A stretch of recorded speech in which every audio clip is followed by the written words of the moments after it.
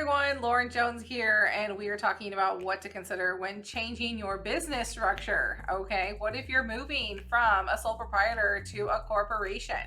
What if you're going backwards and going from a corporation to a sole proprietorship? I have seen both, done both, worked with both. It can happen. So you definitely want to consider, first of all, what is the best entity for you? I think that's the biggest initial thing that you should probably discuss is what is the right entity to choose? And sometimes people give us advice and we go with the wrong entity and we need to make that change. Sometimes it's not worth it. So it definitely depends on the situation. And that is really a consultation with not only me as a business attorney, but also a CPA. You definitely need to talk to both to figure out what works best for you. So you want to consider which options should we go with? Should we go with an LLC, a corp, a sole proprietor? And once you move past that, the considerations you have to take is, okay, well, what are going to be the taxes associated with that? Again, I'm not a tax attorney. You probably heard me say that before, but you want to consult your CPA about those taxes. And then you want to think about, okay, what's got to change? So we got to start with creating the entity or creating a fictitious business name. If you're moving to a sole proprietorship, you want to kind of start with the foundation of your business. And then you need to move up that chain and start working on the next steps, which might be changing your contracts, creating employment contracts, doing all of those things to kind of work through and make sure that they're not, if you already have them with your corporation and you're changing to something else, that they now are in the name of, say, your sole proprietorship or the other way around.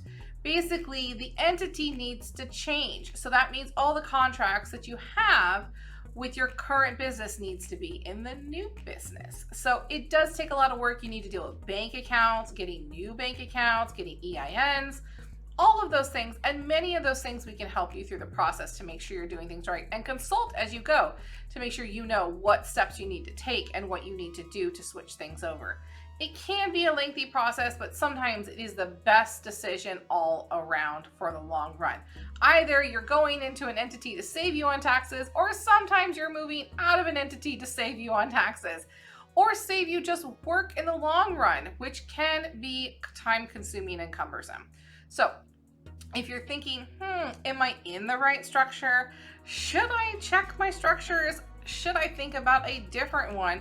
Let's talk about what that means to you. Is it worth it? Is it not? And then what are the steps going to be involved in doing it?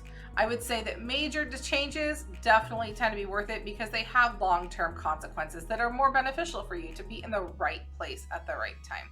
So think about that. Think about your business. Think about how you might want to change your business, or maybe you're happy, or maybe you just want to consult about what you currently are in and just confirmation that you're in the right place and the right entity.